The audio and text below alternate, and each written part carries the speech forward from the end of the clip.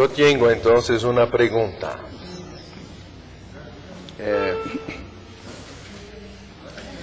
Hay, al que tudo parece indicar, não sei se uma controvérsia ou uma diferença de ênfase quanto aos processos após a morte em relação àquela luta dos princípios e talvez dos corpos, não sei. Até onde eu me lembro, naquele livro O que há além da morte, Leadbeater fala que depois da morte há uma espécie de luta para dominar-se o elemental astral, ou então ele se fecha em cascas, tirando a liberdade da pessoa, colocando ela presa a um único subplano, etc. E parece que nas cartas dos Mahatmas a versão é um pouco diferente, embora haja também uma luta, se eu me lembro bem, entre o quarto e o quinto princípio. Quanto do quinto princípio se consegue levar para o sexto? Não seria mais ou menos isso?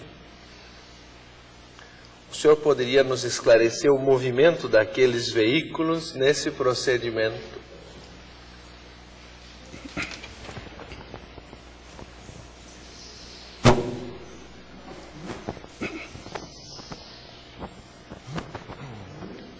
La pregunta que nos pone sobre la mesa Ricardo,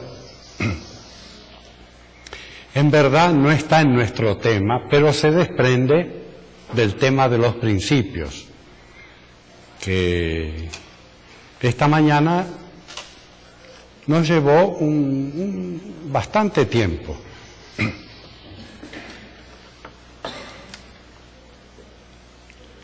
Nosotros vimos la actuación de los principios mientras estamos encarnados. Durante la encarnación, los 7 principios están activos o latentes según la capacidad de la persona, según la evolución de la persona, pero los 7 principios están juntos y viven, moran en el cuerpo físico. O tienen su representación en el cuerpo físico. Si estudian el 6º volumen de la doctrina secreta, en el 6º volumen se da una información de lo que en la historia de la filosofía se titula las sedes o casas, sedes, no sé, sedes donde vive alguien, casa, morada, de las moradas de cada uno de los principios. Así la glándula pineal, el cuerpo pituitario, ciertos centros en la garganta, en el corazón, en el plexo solar, son moradas de Atma, Buddhi, Manas, Kama Rupa, etcétera, etcétera. Los principios superiores y espirituales tienen esas moradas, pero en la mayoría de la humanidad no están usadas. Es como una morada que algún día el morador va a entrar en ellas. En la literatura oculta, no solamente en la doctrina secreta, sino en otros textos, eso viene de Platón. Platón decía que el augoeides nunca entraba del todo en el ser humano, sino que planeaba y cobijaba al cuaternario, al ser humano, enviando sus efluvios pero sin entrar en él, porque se considera que el cuaternario no está todavía preparado, es demasiado animal, no está espiritualizado como para recibir plenamente a los principios superiores. Platón es el primero que se refiere y hace una pregunta. ¿El alma qué es? y desarrolla su enseñanza sobre el alma. Es el primero que plantea o que se pone en discusión el tema del alma y de la relación del alma con el cuerpo. No es momento para explicar la filosofía platónica sobre el alma. Platón dice que hay varias almas en el hombre y en esto él muestra que es un iniciado porque también la doctrina esotérica a cada principio le dice alma. Al principio prana le dice alma vital, al principio kama rupa le dice alma animal, al principio manas alma intelectual, al principio búdico alma espiritual, al séptimo principio atman alma suprema. Es decir que Platón anticipó lo que después vamos a leer en los libros de teosofía. Era apetitiva, irascible e inteligible. Inteligible, la sede apetitiva, inteligible e irascible, la sede del valor. Sí, las tres almas de Platón. Pero Platón dice que el hombre tiene un alma, pero que el alma tiene tres funciones. Y esas funciones son buddhi, manas y kama. Él no separa totalmente a los tres principios, pero la doctrina esotérica tampoco separa totalmente a los principios. Cuando leemos acerca de los 7 principios, se nos dice una y otra vez, son 7 en uno, no son departamentos totalmente separados. Son aspectos de una misma vida y cada uno de esos aspectos tiene una forma y una función diferentes, pero forman un conjunto. Esto se hace difícil para nuestra mente razonativa, porque nuestra mente razonativa trabaja con extremos. Si esto es así, no es así. Si es blanco, no es negro. Y si es negro, no es blanco. Así somos. Es como funciona en nuestra educación la mente. Pero en todo caso, es difícil comprender por qué hay un solo principio que se manifiesta con 7 aspectos. Hay un ejemplo clásico de un principio que tiene 7 aspectos, y es un brillante, una piedra que los joyeros tallan para hacer joyas, ¿no? El brillante puede tener muchas facetas, pero es un brillante. Cada faceta del brillante despide una luz. La luz blanca pega en un brillante y vamos a tener esa maravilla del brillante que es un caleidoscopio de luces distintas. Es la joya más preciada, el brillante, justamente por esa naturaleza. Pero es uno.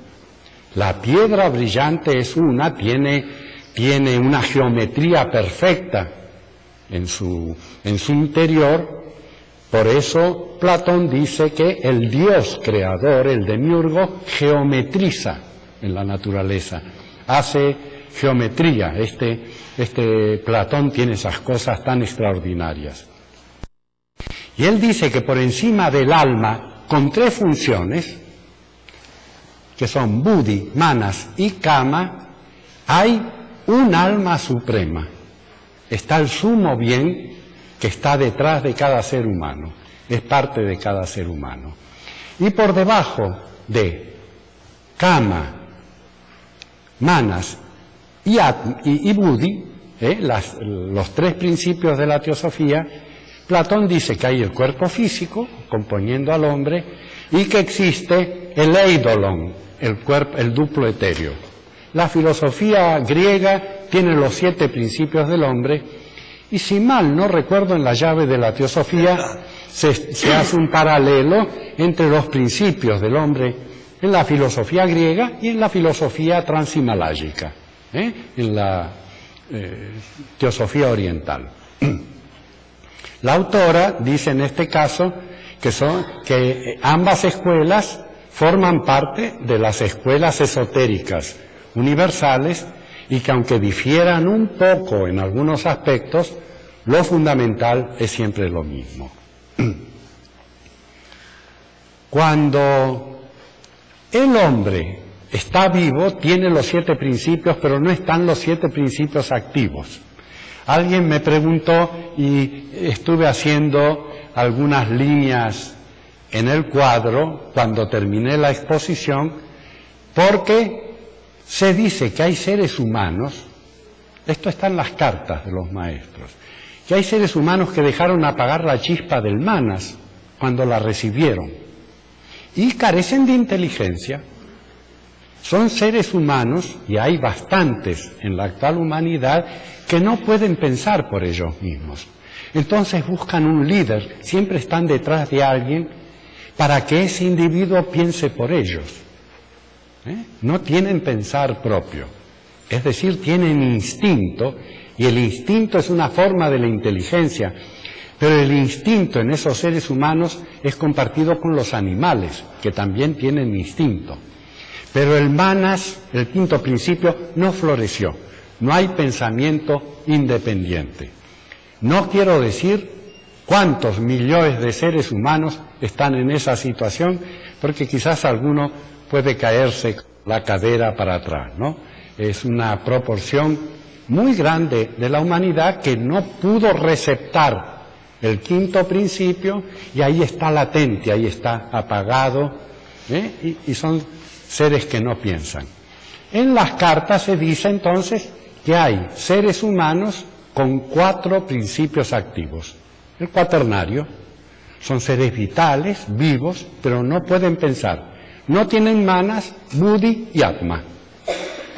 Pero el resto de la humanidad tiene manas, tenemos inteligencia. Es decir, que no utilizamos todos los niveles de manas. Manas tiene 7 niveles, como todo en la naturaleza, y utilizamos 2, 3, 4 niveles de manas, pero los niveles sutiles, abstractos, metafísicos, arupa, sin forma, esos pocos seres humanos los tienen desarrollados. Ahora tratando de entender las ideas más allá de la forma, estamos desarrollando esos niveles de pensamiento. En eso estamos. Utilizamos parte de nuestra inteligencia, pero no toda. Estamos desarrollando la totalidad de nuestra inteligencia. Así que si usamos la mitad de manas, somos seres de 4 principios y medio. Así hay calificaciones. Pero el que desarrolló la inteligencia es un ser de 5 principios. El cuaternario más manas. Pero entramos en la senda. Entonces buddhi empieza a agir, empieza a actuar, empieza a conectarse. Ya nos comunicamos con buddhi, formamos parte de buddhi. No de todo buddhi, porque buddhi también tiene una separación en su naturaleza, separación de la que se habla poco en los libros de teosofía. Así es que utilizamos la mitad de buddhi. Vamos a suponer que vocés, no, pero vocés están con cierto adelanto en el sendero iniciático y usan el cuerpo físico, el duplo etéreo, prana, kama, manas y la mitad de buddhi. Entonces son personas de 5 principios y medio. Aunque parezca mentira, en el mundo oculto se califica a la persona por la cantidad de principios activos. ¿Por qué?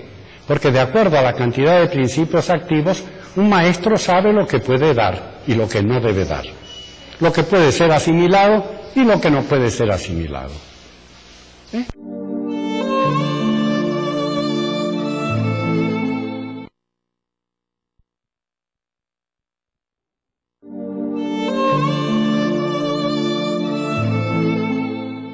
El maestro de escuela, en la escuela común, con las crianzas, no da las lecciones de 5º grado al niño, a la crianza de 1er grado.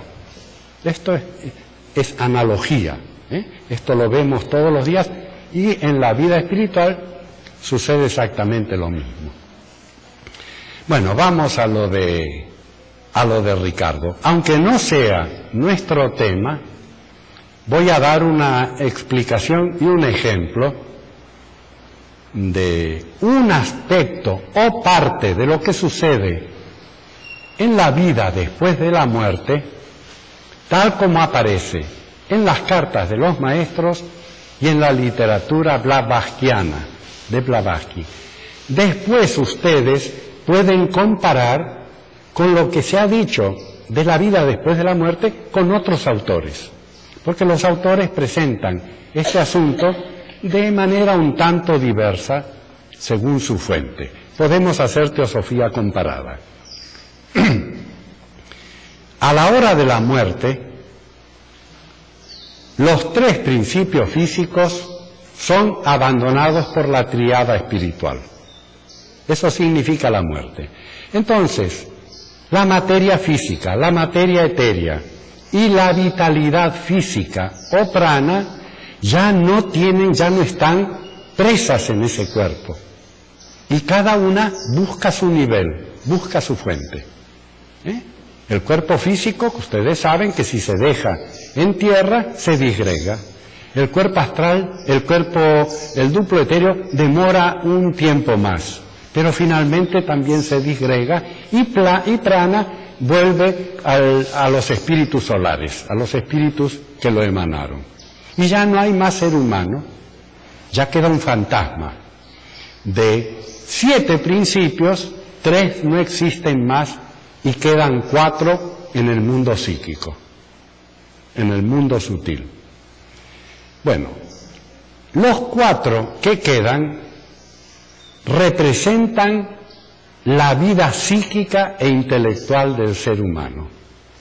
Todo lo que se amó, todo lo que se odió, todo lo que se pensó, todo lo que se soñó, todas las fantasías, las voliciones, no son físicas y no mueren con la tríada física.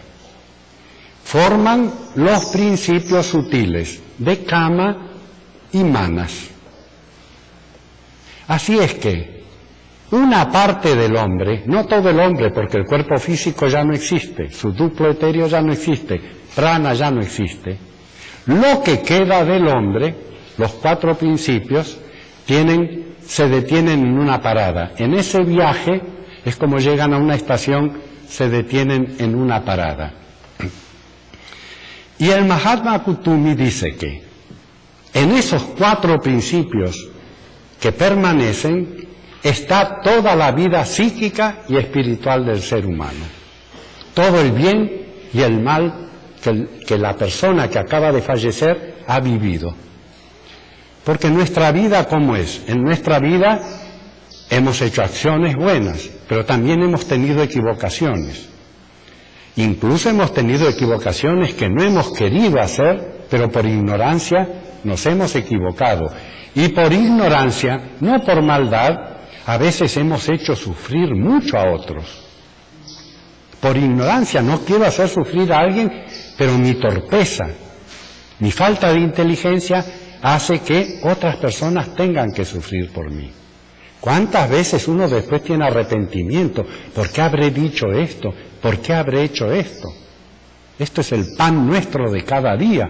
Todos los días ocurre que alguien dice, tendría que haber actuado de otro modo. Así que a veces acertamos y a veces nos equivocamos. Eso produce efectos psíquicos, de atracción y de repulsión, de amor y de odio, de comprensión y de incomprensión. A la hora de la muerte, todo eso se condensa en el mundo psíquico y lo que es bueno tiene que ir a un lado y lo que es malo tiene que ir a otro lado. Es la hora de la verdad. Después de la muerte, la tríada se encuentra con la hora de la verdad. Ahora vamos a poner un ejemplo, a ver si podemos entender esto de la lucha en el cuaternario. Mientras vivimos, vamos acumulando karma de mérito y karma de demérito, karma bueno y karma malo. El karma, entonces, en ese momento, está oculto en los mundos psíquicos, pero a la hora de la muerte vivimos en el mundo psíquico y ya no hay nada que ocultar. Y entonces la bolsa de karma, de bueno y de malo, se vuelca sobre una mesa. Vamos a suponer que toda nuestra vida psíquica e intelectual, todas nuestras acciones, la totalidad de lo que hemos vivido después de la muerte, se vuelca sobre la mesa. Y ahí hay un imán que atrae. Ahí hay un imán y ahí hay otro imán. Y este imán atrae lo bueno. Y este imán atrae lo malo. Entonces todo lo que está aquí empieza a ir para ahí, según es bueno o es malo. Y todo lo malo queda finalmente ahí y todo lo bueno finalmente queda ahí. ¿No quieres trocar los lados? No. Estamos en el mundo psíquico, no en el físico. En el físico el bien está de este lado. Así es que eso se hace inconscientemente, dicen los maestros. La conciencia del ego no interviene en esto. Eso es una acción mecánica y natural. Este imán atrae lo bueno y este imán atrae lo malo. Algunas veces se me ha preguntado, ¿cómo eso es inconsciente según los maestros? ¿Cómo esa acción es inconsciente? Hay muchas acciones inconscientes en la naturaleza. Cuando nosotros vamos a comer después a mediodía, entra la comida, pero el cuerpo distribuye, separa, etcétera, y nosotros no somos conscientes de eso. La naturaleza no precisa que nosotros estemos ahí vigilando y conscientes de todo para hacer sus procesos. Crecemos en una vida y ni nos damos cuenta. No tenemos por qué ser conscientes. Pero al final hay resultados y a la naturaleza le interesan los resultados. No que haya un pavo real pavoneándose y diciendo a cada paso, mirá qué resultados estoy adquiriendo, etcétera, etcétera. Así es que tenemos a todo el bien y el mal sobre la mesa a la hora de la verdad y un imán que es Buddhi atrae lo constructivo que nosotros vivimos y otro imán que es Kama Rupa atrae lo negativo. Y la totalidad de nuestra vida psíquica queda dividida en dos. Por primera vez, porque mientras vivimos está toda mezclada. A la hora de la verdad queda lo bueno ahí, lo malo ahí. Lo malo se convierte en el karma para la futura encarnación. Lo bueno va con la tríada a Devachan. El proceso de gestación que aparece en las cartas de los maestros y trae una confusión y es muy difícil de comprender por los estudiantes, es una palabra inventada por el señor Sinet para expresar este proceso. Tiene que nacer una nueva persona espiritual, pero antes lo espiritual y lo malo y lo material se separan. Y con esto, solo con esto, se crea, de los restos de la persona viva, se crea un nuevo ser que pasa a Devachan, que pasa al periodo devachánico. Por eso no hay sufrimiento en el Devachan. El sufrimiento quedó acá esperando a la próxima encarnación. Este es el proceso en líneas generales que nosotros encontramos en las cartas de los maestros respecto a lo que pasa con los principios. ¿Y no puede haber sufrimiento en este Kamaloka? No, porque no hay un eu que sufra. El eu está acá. Para que haya sufrimiento humano tiene que haber una conciencia humana despierta que esté sufriendo, ¿no? No la hay. Estos son despojos, son los resultados del amor y del odio. El ego está en otro lado y goza solo en Devachan de lo bueno. Devachan dura 1000 años, 1500 años, 5000 años, si la persona fue muy buena, pero cuando volta se encuentra con esto. Esto lo está esperando. Es el karma negativo de vidas pasadas. No entra de Bachán, pero nos está esperando, y en la vida física agotamos ese karma y desafortunadamente creamos nuevo karma. Porque la bolsa del karma está completamente, mientras está saliendo karma que se va esgotando, va entrando nuevo karma con nuestras acciones, y está siempre llega. En el sendero se cierra esto, no entra más, hay renuncia. Y sale el que estaba. Y un día la bolsa queda vacía, porque no dejamos entrar karma y salió todo el que había de vidas anteriores. Y cuando se acabó la bolsa, uno es adepto, já não encarna mais. Você ontem falou que, segundo os instrutores, após a morte do corpo físico, a personalidade se dissolve. A pergunta minha é a seguinte: após a morte do corpo físico, inicia-se realmente um período de subjetividade. E também se diz que é um período de coleta de sínteses. Mas, nesse livro da Sabedoria Antiga, a Nivesa, ela faz alusão, principalmente no plano astral, que há possibilidade de a pessoa ainda elaborar causas, embora esteja numa fase subjetiva. O que você pode dizer sobre isso?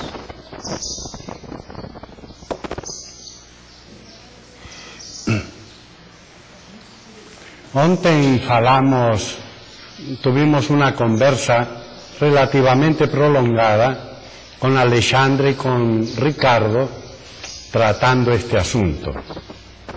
Cuando me refiero a hacer teosofía comparada, es que a veces las opiniones de los autores teosóficos divergen en parte, pero algunas veces las diferencias son notables, son fuertes, e inclusive en algunas ocasiones lo que dice un autor excluye lo que dice otro autor.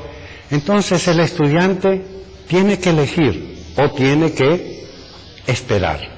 Tiene que esperar a poder desarrollar más sabiduría, más capacidad, para ver cuál es la verdad del asunto. En ese caso solo morir, no precisa esperar mucho.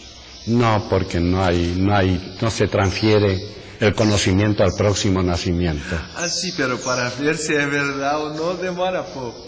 Ah, no, pero eso lo sabe el ego, no Ricardo Linderman. Está bien. No, la personalidad no sabe eso, no. Si fuera así, en 3 vidas se terminaba la evolución, porque uno en 3 vidas, bueno, me caso, me divorcio, tengo hijos, tengo familia, tengo negocios.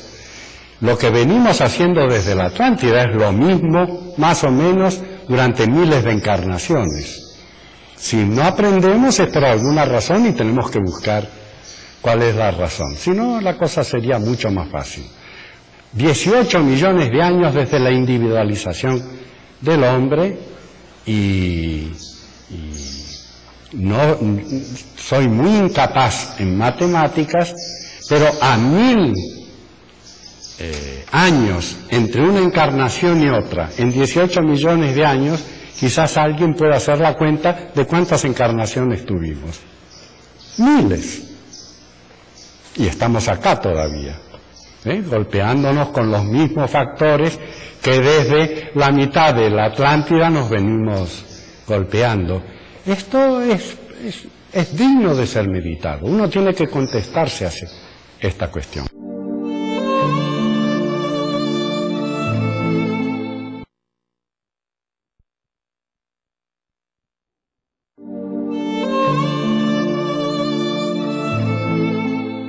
Bueno, voy a lo de Alcir. Añe Besant dice que es posible hacer rectificaciones y otros autores dicen que es posible hacer rectificaciones y que el estado de conciencia no se pierde en la vida post-mortem. Así, El arreglo del cuerpo astral a que alude en algunos libros el señor Leadbeater, Ricardo nos ha hablado de que el cuerpo astral se reorganiza a la hora de la muerte. La doctrina secreta no dice que se reorganiza a la hora de la muerte, sino que se organiza. La doctrina secreta dice que no hay un cuerpo propiamente dicho, un kama rupa, sino que es una forma sin organización. Y que a la hora de la muerte esa forma, esa materia sin organización, se organiza. Pero otros autores dicen que está organizada mientras vivimos. Y que a la hora de la muerte no se organiza, sino se reorganiza.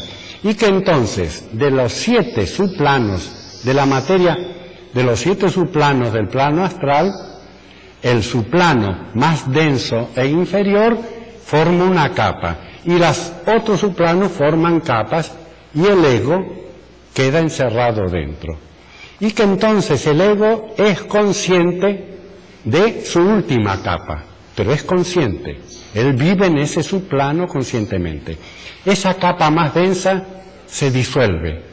Y entonces pasa al subplano siguiente y es consciente en ese plano siguiente. Y así cada una de las capas, se dice que es como las capas de una cebolla, ¿no? Que se van disolviendo y el ego va pasando por los subplanos del plano astral. Cuando se terminó la última capa astral, entonces pasa al mundo mental, al primer cielo, con los subplanos inferiores del mental, al segundo cielo, con los subplanos superiores o causales del mundo mental. Pero se nos dice que ese proceso es consciente. En la carta de los maestros se nos dice que ese proceso es inconsciente en la gestación y de un estado de conciencia propio, que no es ni estar dormido ni estar despierto, en Devachan. Está escrito semiconsciente, alguna cosa. Sí, porque no hay palabras para todos los estados de conciencia que puede vivir un ser vivo o un ser muerto. No hay palabras en los idiomas humanos. Entonces, los filósofos del Vedanta, cuando hablan, ¿qué es Maya? Maya es de la naturaleza, una naturaleza que no es ni real ni real. Y así solucionan la cuestión. Maya no es real, pero tampoco es irreal. Es otra cosa. Y hay que descubrir qué es esa tercera cosa. El estado de conciencia en Devachan hay que descubrirlo, pero se vive en el mundo físico acá, mientras estamos en este plano, en algunos momentos de nuestra vida, se viven estados parecidos a los del Devachan, sin abandonar el cuerpo físico. Bueno, cada autor tiene una opinión y uno tiene que razonar cuál le parece más potable, decimos en idioma español, cuál es más aceptable, ¿no? Las opiniones están ahí, uno tiene que ejercer su juicio, su capacidad de llegar a una conclusión. Quando você falou da correspondência entre os princípios e os corpos, prana ficou sem corpo. Quedó como principio, pero no como cuerpo. Poderia-se dizer que prana é como o combustível do veículo? Podría Que não é um decir. veículo, mas é o combustível, porque sem ele também o veículo não funciona. Así es.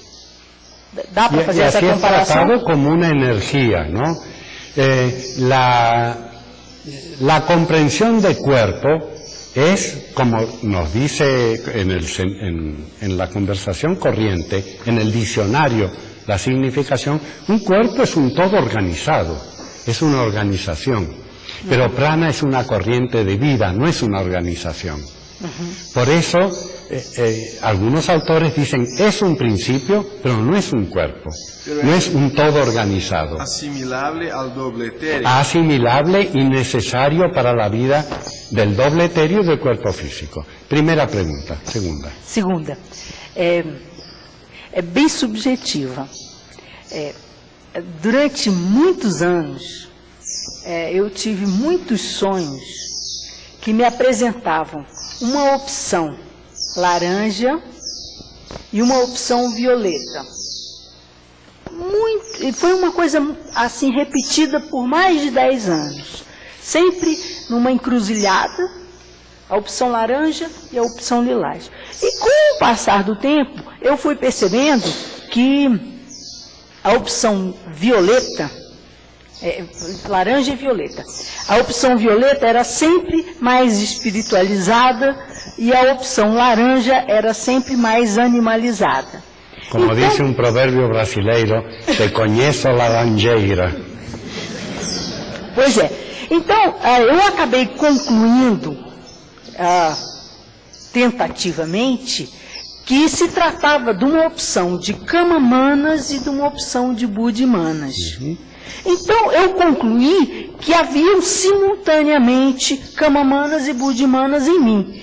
E não sei como você encaixa isso nessa sua explicação, não sei se a minha interpretação é factível. Uhum. Gostaria de saber a sua opinião.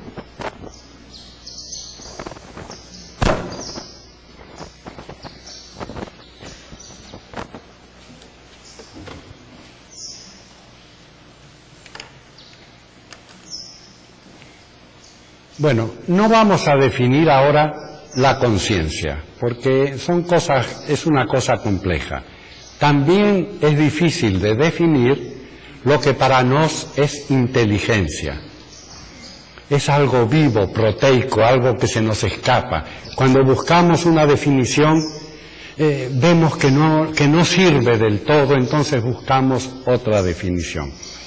Pero lo que sí sabemos de conciencia es el estar despierto, el estar percatado, lúcido, respecto a lo que pasa con nosotros y a lo que pasa con el mundo y los seres que nos rodean.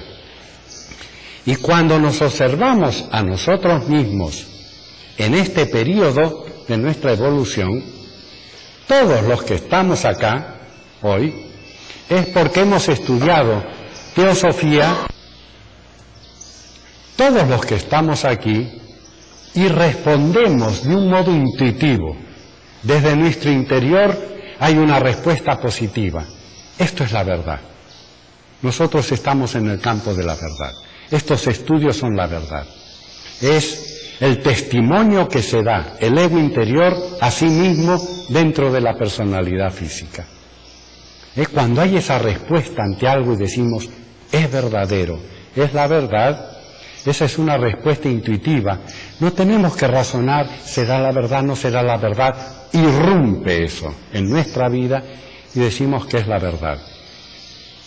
Este estado de conciencia en que aceptamos sin discusión que las enseñanzas esotéricas son la verdad, es así porque ya en vidas anteriores la hemos experimentado, la hemos investigado. La hemos recibido de maestros, de libros, de seres superiores a nosotros. Y muchos estudiantes de teosofía me han dicho a mí, eu corroboré mi experiencia con otros estudiantes de teosofía que cuando pegaron por primera vez un libro de teosofía o cuando escucharon por primera vez una palestra dijeron, esto yo lo sabía, de algún modo eu sabía esto. Estaba dentro de mí. Esto es una experiencia universal entre los esoteristas. De manera que nosotros en esta vida hemos retomado nuestra evolución espiritual. No la empezamos ahora. Otras personalidades la empezaron, hicieron cierto desarrollo y ese material entre los dos polos fica en el lado positivo. Va al terreno del ego, es asimilado por el eu superior y a los 14 años, 15 años, 20 años, en algún momento, eso que ya está, irrumpe, aparece y no tiene necesidad de que empecemos a razonar, ¿será verdad o no? Tenemos esa intuición. Por eso estamos aquí. Estamos retomando experiencias y retomando estudios, no comenzándolos en este momento. Por eso el problema de la bifurcación de los senderos y qué vamos a hacer en nuestra existencia actual, qué camino vamos a tomar, porque venimos caminando por un camino, pero él se bifurca, se abre en dos caminos. No puedo caminar por los dos, tengo que elegir uno, tengo que ir por este o por este. La experiencia de Buddhimanas y de Kamamanas es el problema que se nos presenta y puede estar simbolizado por colores, pero puede estar simbolizado por números, por formas, por sonidos, pero la cosa es la misma, ¿eh? En Bosé fue por colores. Pero esos caminos no son caminos físicos. Puedo ir al refectorio por un camino que veo que la gente va por ahí, o puedo ir por el otro camino. Elijo un camino u otro. Estos caminos de Kamamanas y Buddhimanas son estados de conciencia, son formas de actuar nuestro ser psíquico y no son caminos físicos, así que nuestra conciencia se traslada por momentos a Kamamanas y por momentos a Buddhimanas. Subsisten, están juntos los dos caminos y uno tiene que ir desapareciendo hasta que finalmente quede el camino superior. La lucha por la iniciación, por el discipulado, por el adaptado es por qué camino caminamos más tiempo. Los caminos se distribuyen, pero poco a poco hay que estar más tiempo en este. Y en la próxima encarnación, más tiempo en este y menos en este. Hasta que este es absorbido por aquel y hay un solo camino. Nosotros usamos mana superior y manas inferior. Pero un iniciado en determinada iniciación ya no tiene mana superior y manas inferior. Tiene manas. Y el manas actúa por esta vía cuando es necesario y actúa por aquella vida cuando es necesario. Pero ya no hay lucha. No hay dos principios que luchan entre ellos. Cuando este polo y aquel polo que se reparten lo mejor del ser humano, quiero esto para mí, quiero esto para mí, cuando estos polos han desaparecido, se han unificado, no hay más lucha. Entonces la vida se hace muy feliz. Los altos iniciados son muy felices, tienen un grado de felicidad que nosotros desconocemos, justamente porque estamos en la etapa intermedia. Sí, Alfredo.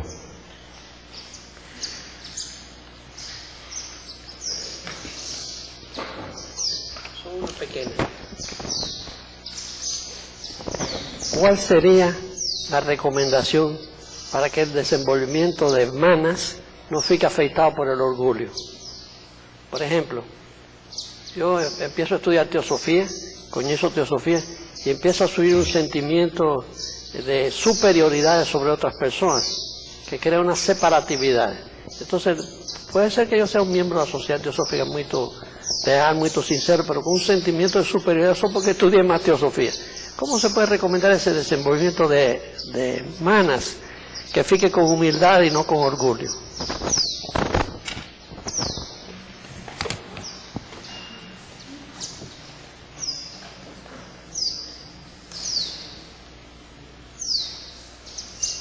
Bueno, una respuesta rápida y sin complicaciones es que el remedio contra el orgullo, el remedio que podría emplearse contra el orgullo, sería que cada día de nuestra vida nos obligáramos a contemplar y a tener viva la imagen del Maestro que es muy superior a nosotros.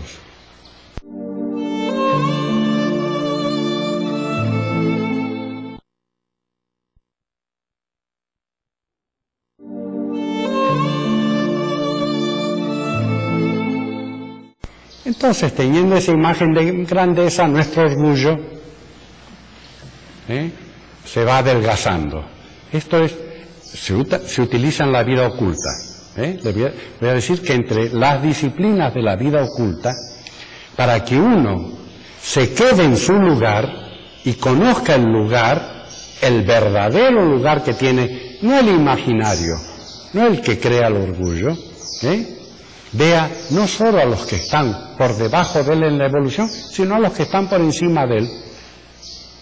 Y eso trae una tranquilidad y apacigua al orgullo. Porque el orgulloso se cree que no hay nadie superior a él. Pero cuando vemos que hay otros bastante superiores a nosotros, las cosas van quedando en su verdadero lugar. Pero la muerte del orgullo, más aún de la soberbia, que es un grado superior al orgullo, la soberbia.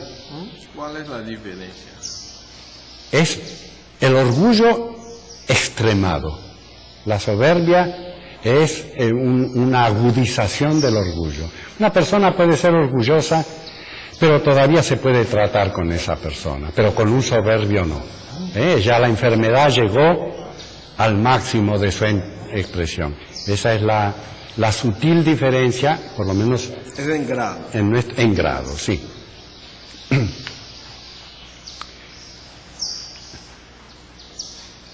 Kama, prana, linga y stula, los 4 principios o los 4 cuerpos inferiores, cambian en cada encarnación. Eso lo dicen todos los autores. Acá no hay divergencia entre un autor y otro.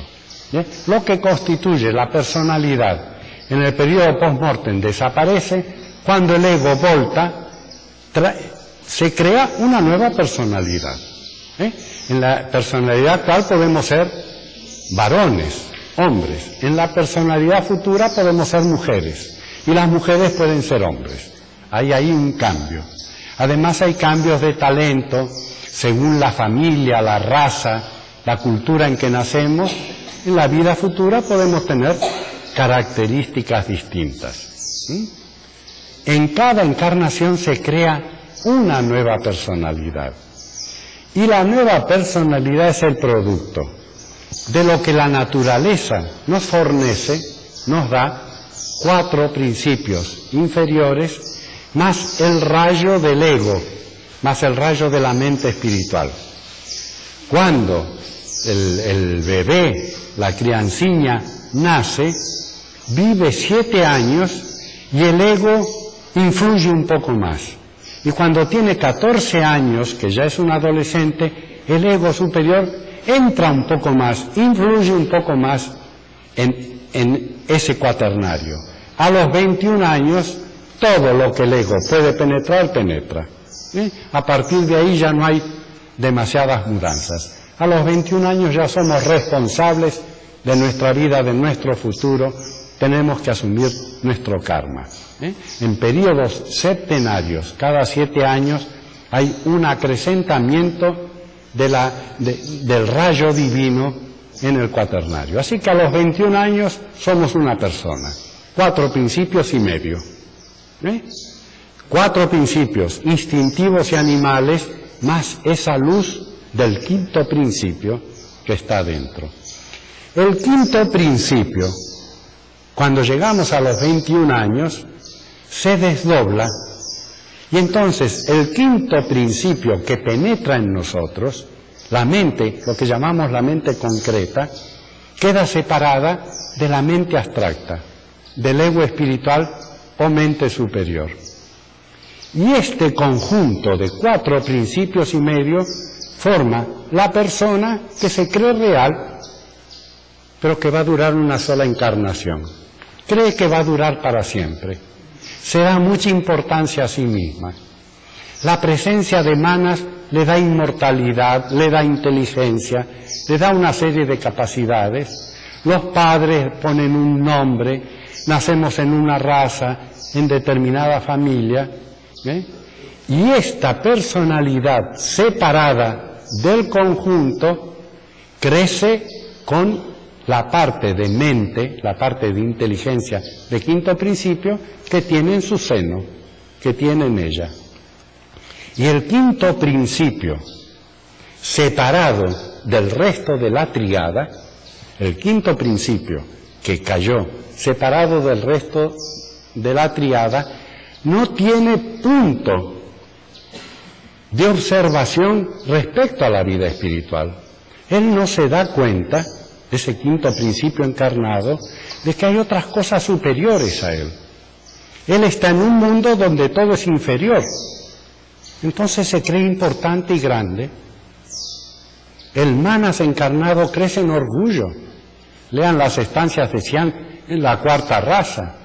Crecieron en orgullo. El orgullo los hizo soberbios.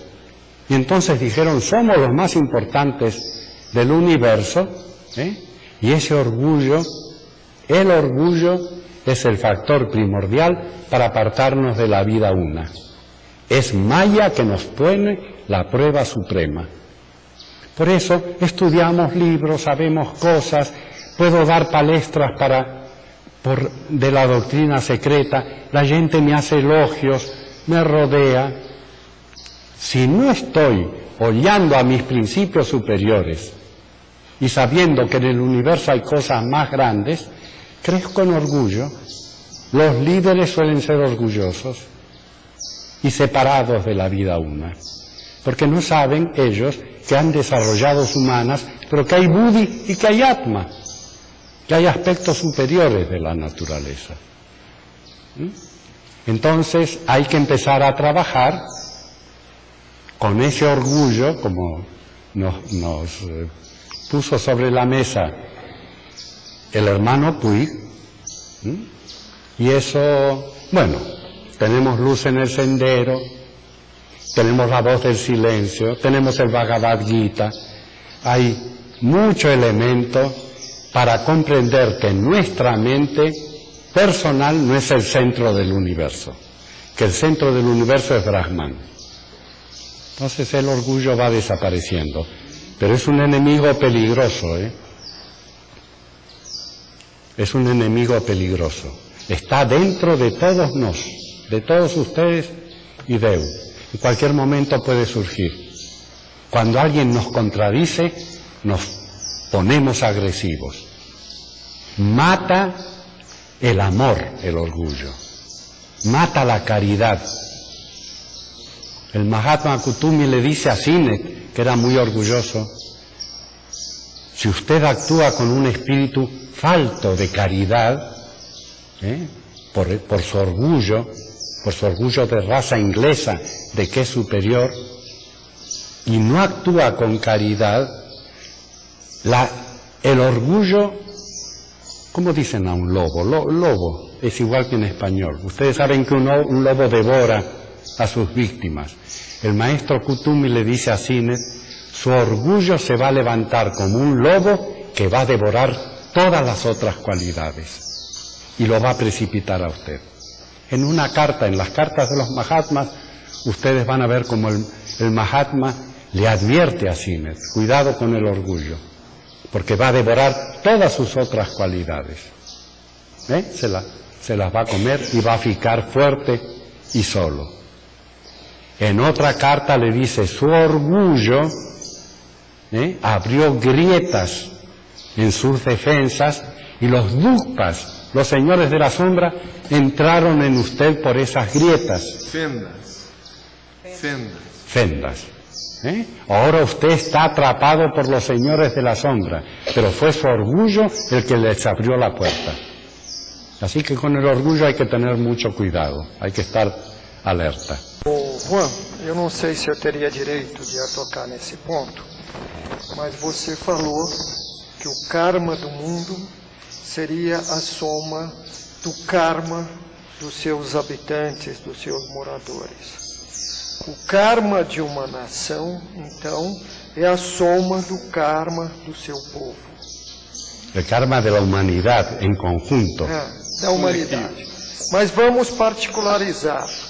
O karma de uma nação, então, seria o karma do seu povo. Você acabou de falar agora que o inglês, por exemplo, é um povo muito orgulhoso. assim como o americano é outro povo muito orgulhoso. E você falou que o orgulho é destrutivo. Então, será que o karma dessas nações vai encurtar durante algum tempo o poderio desses impérios? Vai diminuir o poderio desses impérios? Ou tende a isso? Não sei se eu fui claro na minha pergunta. La última parte no entendí. Toda la pregunta, todo lo anterior sí. Então, o karma dessas nações tende a diminuir o tempo de poder desses impérios. ¿Cuál sería la pregunta? É essa. Ah, esa. Quer dizer, o poder desses impérios tende a ser reduzido, o tempo de poder desses impérios, devido ao karma, ao seu karma. Sí, señor. Entendido. Entendeu? Bueno, vamos a responder sintéticamente porque la hora avanzó, ¿no?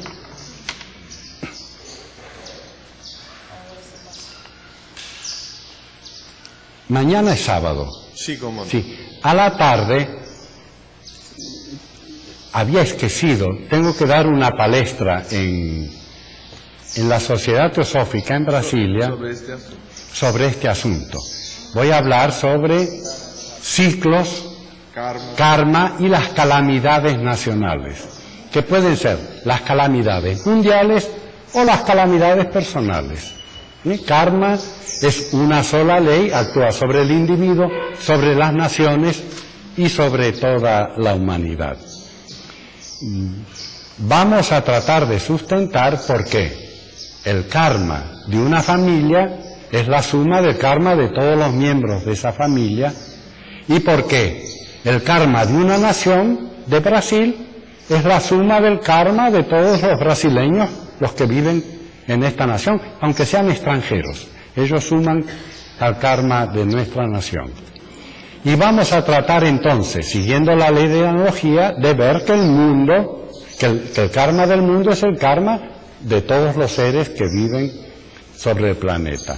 Esto es una especie de ecuación matemática, es muy sencillo de entender.